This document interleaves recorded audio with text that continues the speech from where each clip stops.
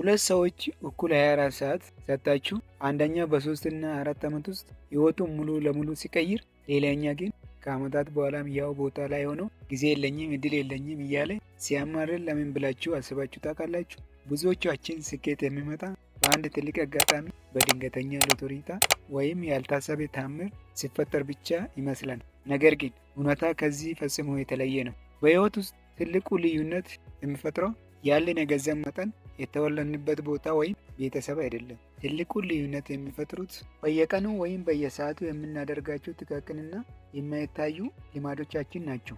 ዛሬ የምነግራችሁ ነገር ህይወታችሁን በ365 ቀናት ውስጥ ማለትም ልክ በአንድ ዓመት ውስጥ ሙሉ በሙሉ ሊቀይር የሚችል ትልቅ ምስጢር ነው። እንኳን ወደ ስኬት መንገድ ዩቱብ ቻናል በሰላም መጣችሁ። በዚህ ቻናል አስተሳሰባችን በማሳደግ የገንዘብ አያያዛችን በማሻሻል እና የተሻለ ማንነት በመገንባት የህይወትን የስኬት መንገድ አብረን እንጓዛለን። ዛሬ እጅግ በጣም ስኬታማ የሆኑ ሰዎች በየቀኑ የሚተገብሯቸውንና እናንተም ከዛሬ ጀምሮ ወደ ተግባር በመለወጥ ህይወታችሁ ወደ አዲስ ምዕራፍ ልታሻግሩባቸው የምትችሉባቸው 5 ወርቃማ መንገዶች በዝርዝርና በጥልቀት እንመለከታለን። እያንዳንዱ ደቂቃ ወሳኝ ስለሆነች እስከ መጨረሻ አብራችሁ ቆዩ። ወደ 5 ወርቃማ ልማዶች ከመግባታችን በፊት የጥቃቅን ልማዶችን ኃያልነት በሚገባ እንድትረዱ የአንድን አስገራሚ ሰው ታሪክ ላካፍላችሁ። የስሙ መጠሪያ ክሪስ ጋርድነር ይባላል። ክሪስ በህይወቱ እጅግ ፈታኝ ጊዜያትን አሳልፈዋል። የሚሰራ ስራ አጥቶ የቤት ክራይ መክፈል እስከሚያቅተው ሚስቱ ጥላ ሄደች። ከትንሹ ልጁ ጋር ጎዳና ላይ ወድቆ ማታ ማታ የሚተኙበት በባቡር ጣቢያ የህዝብ መጸዳጃ ቤት ውስጥ ነበር። ነገር ግን ክሪስ ተስፋ ከመቁረጡ ይልቅ ማንም ሰው የማያየውን አንድ ጠንካራ የየዕለቱ ልማድ ገነባ። በአንድ የፋይናንስ ተቋም ውስጥ ያለ ደሞዝ በልምድ ወይም በኢንተርንሺፕ ተቀጠረ። ሌሎች ሰራተኞች ምሳ ለመብላት ሰዓታቸውን ሲያጠፉ እና እረፍት ሲያደርጉ፣ ክሪስ ግን ሽንት ቤት ላለመሄድ ሲል ውሃ እንኳን ሳይጠጣ በየቀኑ 200 ደንበኞችን በስልክ ይደውል ነበር። እቺ በየቀኑ በከፍተኛ ዲሲፕሊን የሚተገብራት ልምዱ ከጊዜ በኋላ ትልልቅ ደንበኞችን እንድታመጣለት አደረገች። ያቺ በየቀኑ የጥሪ ልምድ ክሪስን ከጎዳና ተዳዳሪነት አንስታ የራሱን ግዙፍ የፋይናንስ ኩባንያ እስከመክፈትና ባለብዙ ሚሊዮን ዶላር ባለቤት እስከመሆን አደረሰችው። ታሪኩም ዘ ፑርሱት ኦፍ ዘ ሃፒነስ በሚል ፊልም ተሰርቶ ዓለምን አስገርሟል። ይህ ታሪክ የሚያስተምረን ትልቁ እውነት ዛሬ በየቀኑ የምናደርገው ትንሽ ነገር ነገ ማን እንደምንሆን የሚወስን መሆኑ ነው። ህይወትን በአንድ ዓመት ውስጥ ለመለወጥ ማድረግ ያለባቸው 5 ወርቃማ መንገዶች። ከነዚህ ከ5ቱ ወርቃማ መንገዶች አራተኛና አምስተኛ ከሁሉም በላይ አስፈላጊ ስለሆነ እስከ መጨረሻ ተከታተሉ። አንደኛ፣ የጠዋቱ ጊዜ በራስ ቁጥጥር ስር ማድረግ ህይወትን የሚቀይሩት መንገዶች ውስጥ የመጀመሪያና ዋነኛው ነው። የጠዋት ጊዜ የአንድ ቀን ሙሉ ሞተር ነው። ብዙዎቻችን ጠዋት ከእንቅልፋችን እንደነቃን የምናደርገው የመጀመሪያውን ነገር ስልካችን መክፈት እና ማህበራዊ ሚዲያዎችን መፈተሽ ነው። ነገር ግን የሌሎችን ሰዎችን ህይወት፣ የሌሎችን ፎቶና ዜና እያየን ቀናችን ስንጀምር አእምሮአችን ከመጀመሪያ ደቂቃ ጀምሮ በሌሎች ሰዎች ቁጥጥር ስር እየዋለን ነው። የጠዋቱ የመጀመሪያው ሰዓት ንጹህ፣ ትኩስና በአዲስ ጉልበት የተሞላ ስለሆነ ይህንን ጊዜ ለሌሎች ከምንሰጥ ለራሳችን እድገት ብንጠቀምበት በህይወታችን ላይ የሚፈጠረው የለውጥ ማዕበል ከፍተኛ ነው። ይህንን ወደ ተግባር ለመቀየር ነገ ጠዋት ስትነቁ ስልካችሁን ዳታ ከመብራታችሁ በፊት የመጀመሪያው 1 ሰዓት አእምሮአችሁንና አካላችሁን ለማነቃቃት ተጠቀሙበት። በዚህ ሰዓት ፈጣሪያችሁን አመስግኑ፣ ጥቂት የሰውነት እንቅስቃሴ ያድርጉ፣ ወይም አእምሮአችሁን የሚያበለጽግ አነስተኛ ጽሑፍ አንብቡ። ሁለተኛ፣ 1% የእድገት ህግን ማትግበር። ብዙ ሰዎች ህይወታቸውን ለመቀየር ሲያስቡ በአንድ ጊዜ ትልቅ ዝላይ መዝለል ይፈልጋሉ። ዛሬ ወስነ ነገ 100% የተቀየረ ሰው መሆን ይመኛሉ።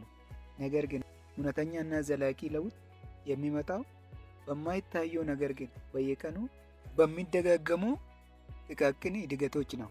አንድን ትልቅ ዛፍ ለመቁረጥ በየቀኑ መጥረባ ይዜ አንድ ቦታ ላይ ትንሽ ብትመታው ዛፉ መውደቁ አይቀርም። ማድረግ ያለባችሁ ቁልፍ ነገር ዛሬ ትላንት ከነበራችሁበት ማንነት 1% ብቻ የተሻለ ለመሆን መጣር ነው።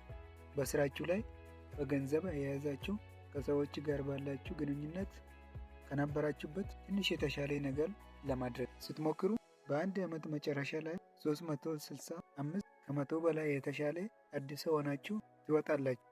ሶስተኛ፣ የነገ ውሎ ዛሬ ማታ አስቀድሞ ማቀድ። ጊዜ የሁላችን እኩል ሀብት ቢሆንም ስኬታማ ሰዎች ይህንን ሀብት የሚጠቀሙበት መንገድ የተለየ ነው። ጠዋት ስነቃ ዛሬ ምን ልስራ፣ የትኛውን ላስቀድም እያልን ማሰብ ከጀመር ትልቁ ጉልበታችን በመወሰን ላይ ብቻ እናጠፋለን።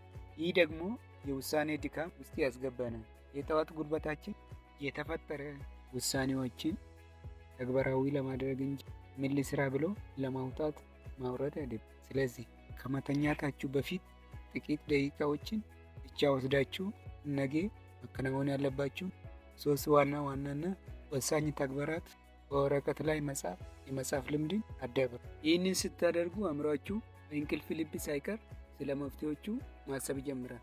አራተኛ፣ ትኩረት የሚያስቆርጡ ነገሮች በቆራጥነት ማራቅ።